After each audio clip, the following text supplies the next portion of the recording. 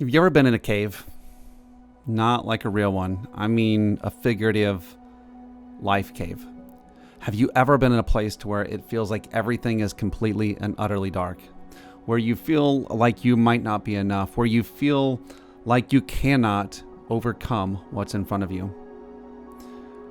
Well, today's episode really is about joining you in that fellowship. And this isn't a commiseration. This is really more of a translation, or maybe giving a framework or a narrative. See, how we narrate our stories can make all the difference between us living victoriously, us having the life that we want, or us being relegated to a place to where we are a victim of circumstance. So let me take you into a cave, and maybe you've been here before, maybe not. And then I'm actually going to describe a cave that I've been in. So literally, I feel like I'm just coming out of really a 3-day cave. And I'm going to talk to you about maybe what that is. I'll give you a little bit of a narrative and some archetype type stuff around that, and some things also that you and I can do so that the cave doesn't swallow us, right? So that we don't stay there, so that it ends up being something that we go through. And then I also want to talk about the usefulness of this cave. I'll just bring you into mine, and maybe yours is similar, maybe it's different. I believe, well, first off, in almost any story that you're ever going to read or that you're ever going to watch, the characters will often go into a cave as well, and usually it actually represents a place of death and resurrection. Jesus went into a cave, and 3 days later he was, resurrected. Obviously, in the Bible, Lazarus, and other places. In Star Wars, Luke went into a literal cave, and The Empire Strikes Back. The whole premise of that in most stories is that the main character, the hero, is going to face herself. The hero is to look squarely in the eyes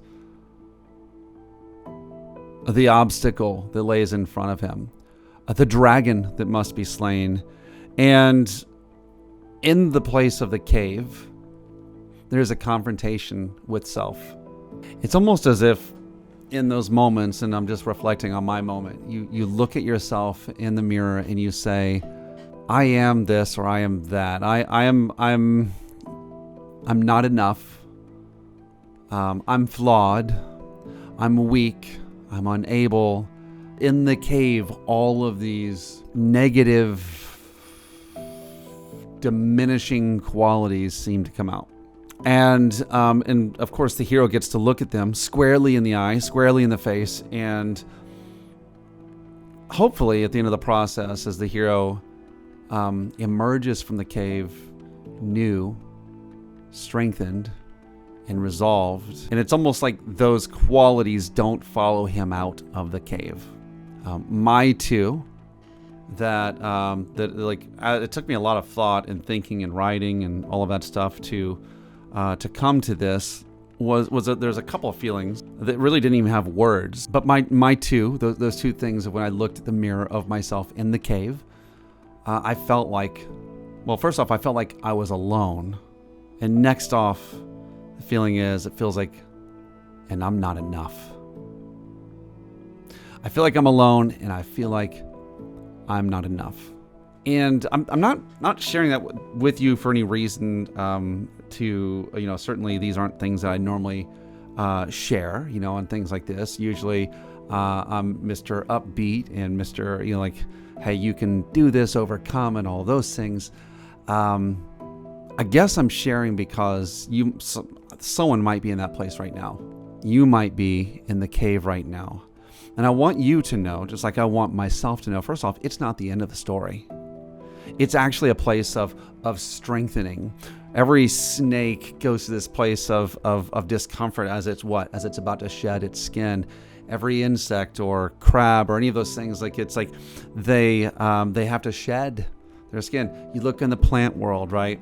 The plant world, during the times of autumn and winter, they go through a season to where they shed their branches, they shed their leaves. And so there is a shedding that's happening. Certainly that's what I feel like is happening in my life. And at the end of it, what happens in the springtime? Well, the plant is renewed, or, now the caterpillar has wings.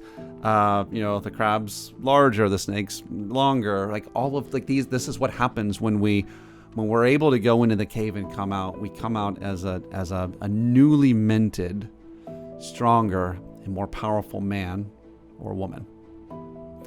And so I want to give it that narrative. This always happens, by the way, before the hero faces his dragon, his nemesis. It's almost like when we're stepping into something new, and I'll give you the framework of my life. And again, I'm only doing it because it may identify with some places where you're at as well.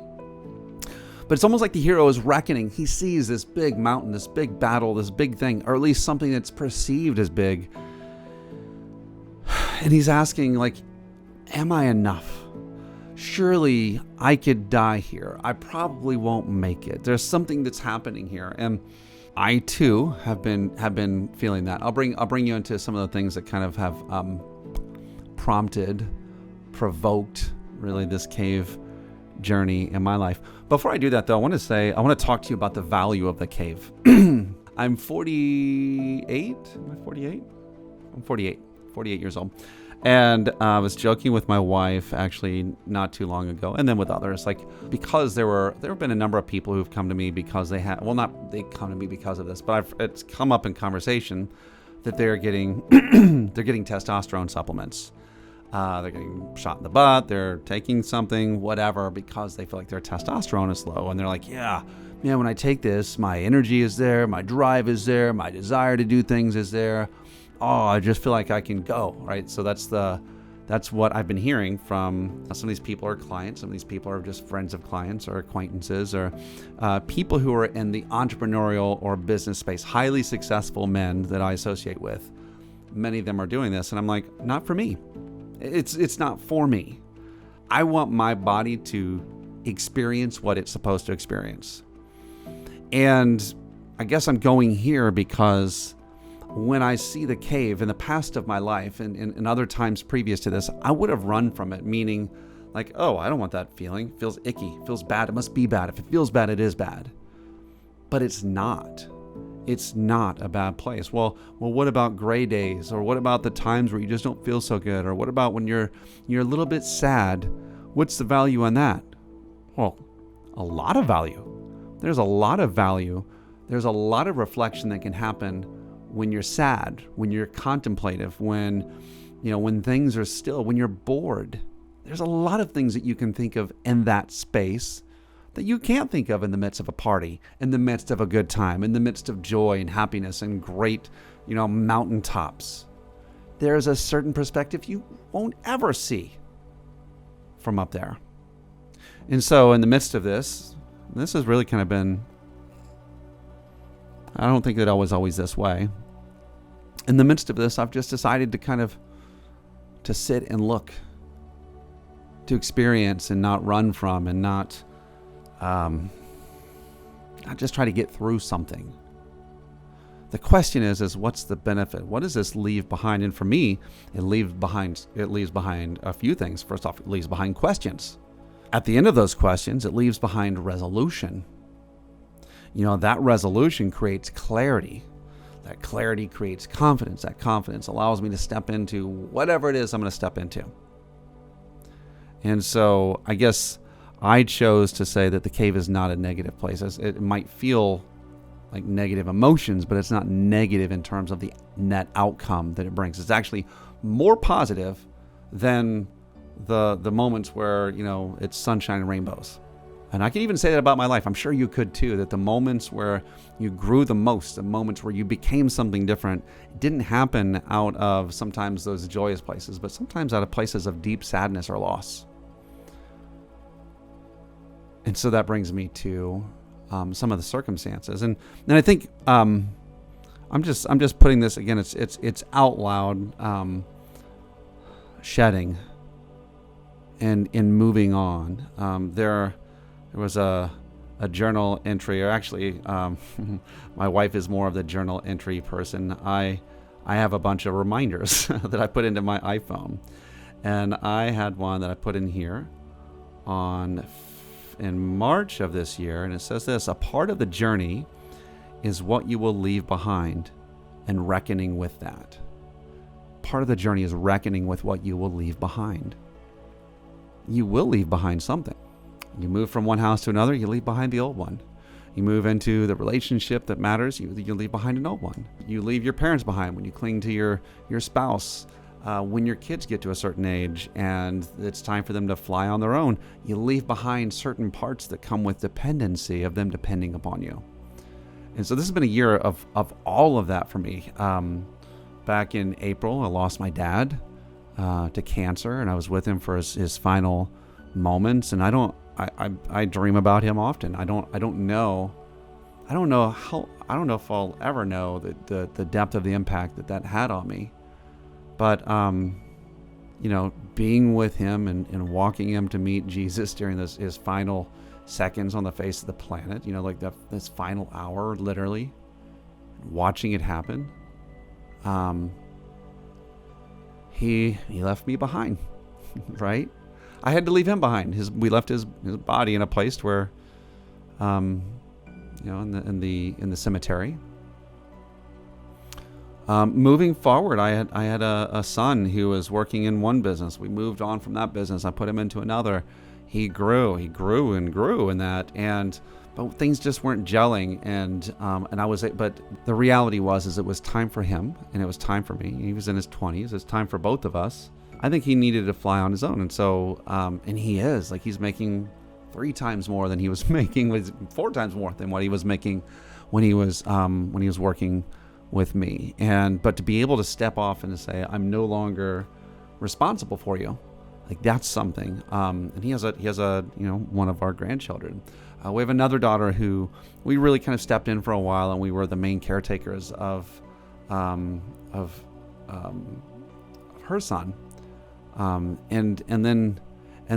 Through the process of something we just went through, she's just been able to figure it out. She's no longer dependent upon us. And it's beautiful and it's amazing, and it's weird because you think, oh, that's all great, that's all perfect. Well, there's something that happens inside of a parent that a parent really likes to be dependent upon. It feels good to be needed, whether we admit it or not, it does. And so being able to mourn that, I'm no longer needed, right? But you got to be able to, and so we had to shed that, but that shedding allowed us to travel with our youngest 4, right? And so there's been a lot of shedding of previous things, and it's healthy and it is good. And in that, it's weird because your identity can sometimes get wrapped up in that stuff, right? You get wrapped up and you're like, well, that's what I am. I'm a father.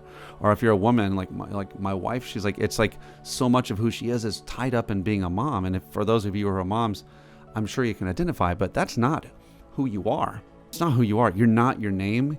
You're not a mom, and you're not a worker. You're someone before you're all of those things. And I think sometimes it takes going to the cave. Sometimes those things occupy space that almost leaves it to where we don't have to think about it. But when we are embracing change and moving through seasons, there is a shedding. There is a displacement. And so those things were happening. There's probably a couple more factors that I'm not thinking. So we've been in that process. And then just last week, we're talking about now what we want to move into and go into, and the changes and, what we want to become.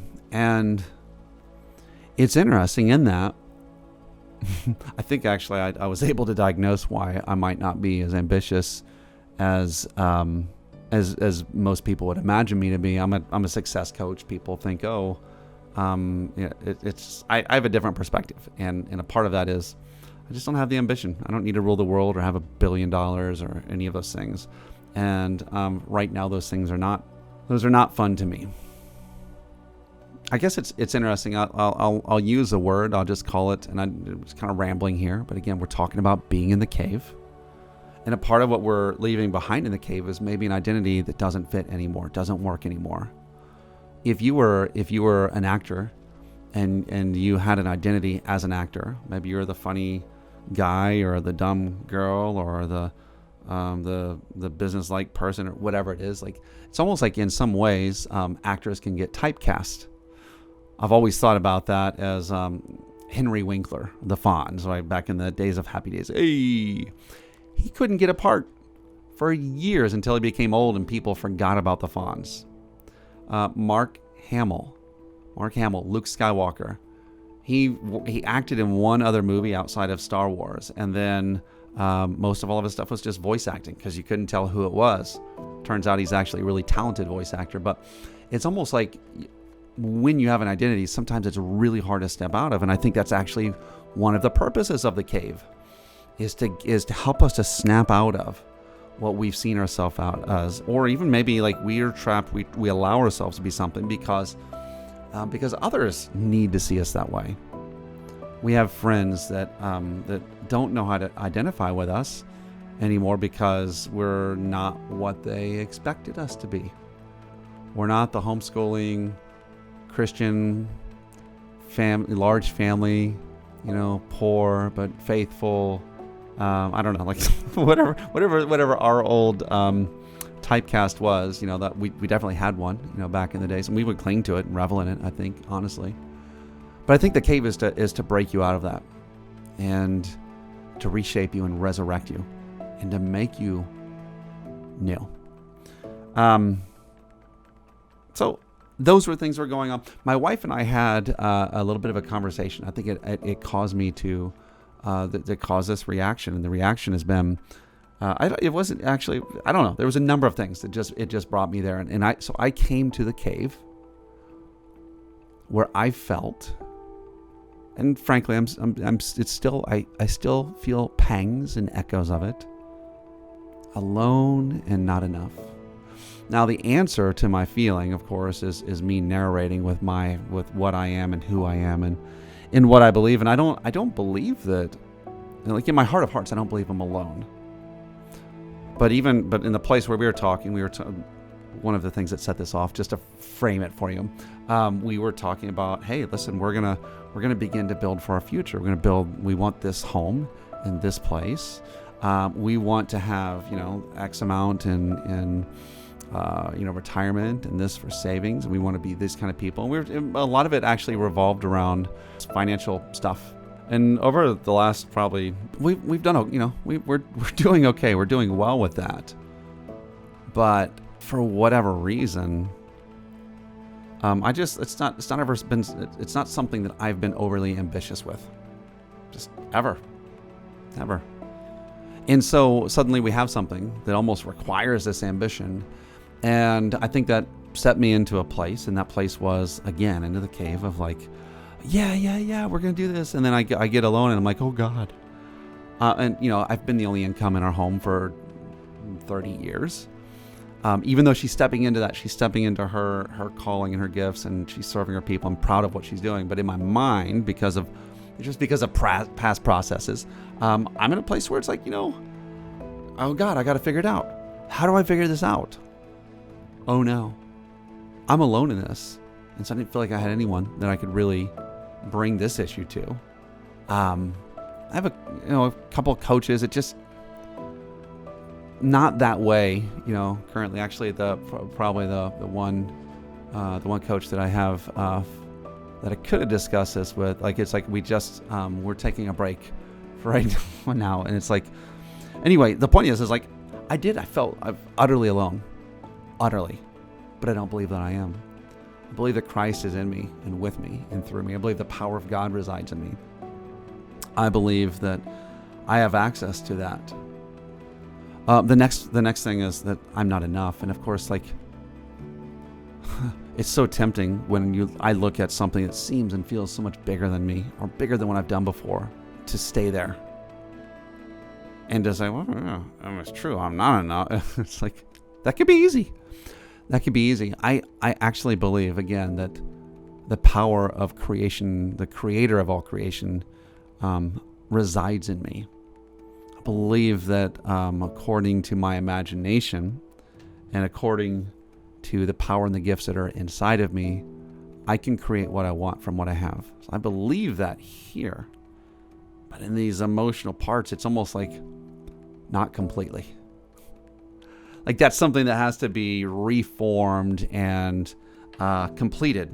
And so there was this feeling. The feeling is darkness. The feeling is despair. The feeling is, I think, probably close to, I'm not a pressure or anxiety or depression person, but I'm sure it had to be that or close to it. And in that, as I come out with a clearer picture of what next. I'll come out completely perfected for whatever my next good work is, prepared,